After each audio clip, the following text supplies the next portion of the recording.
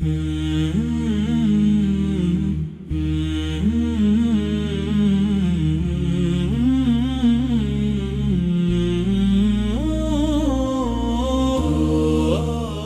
gərək danışarkən kəlmələri, cümlələri seçərək danışsın və hikmətli sözlər bəyan eləsin.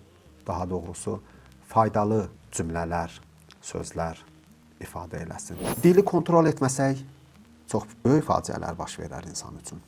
İnsana zərərləri var. Əli əleyhissalam buyurur, وَلْيَخْزُنِ الرَّجُلُ لِسَانَهُ فَإِنَّ هَذَا اللِّسَانَ جَمُوحٌ بِصَاحِبِهِ.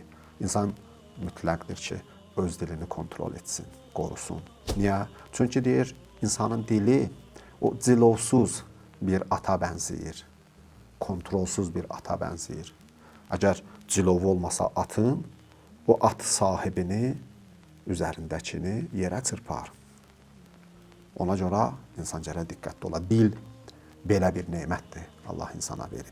İnsanı uçuruma doğru apara bilər.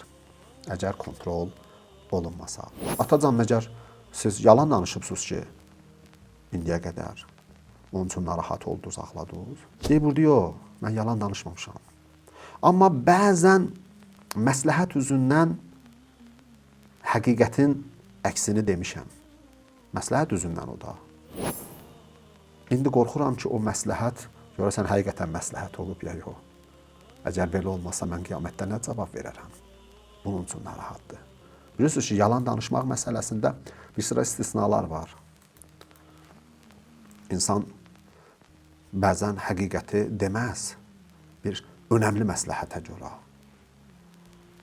Bu, bizim fikrimizdə də qeyd olunub. Danışarkən az danışaq, amma naz danışmağa çalışaq. Yəni, faydalı danışmağa çalışaq.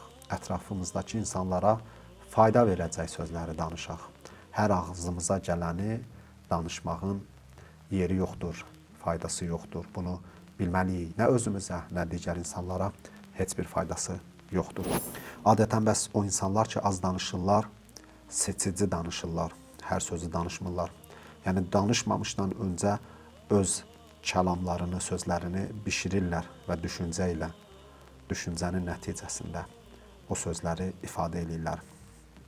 Ona görə də onların danışdıqları sözlər hikmətli, hikmətə yaxın, hikmətə uyğun sözlər olur.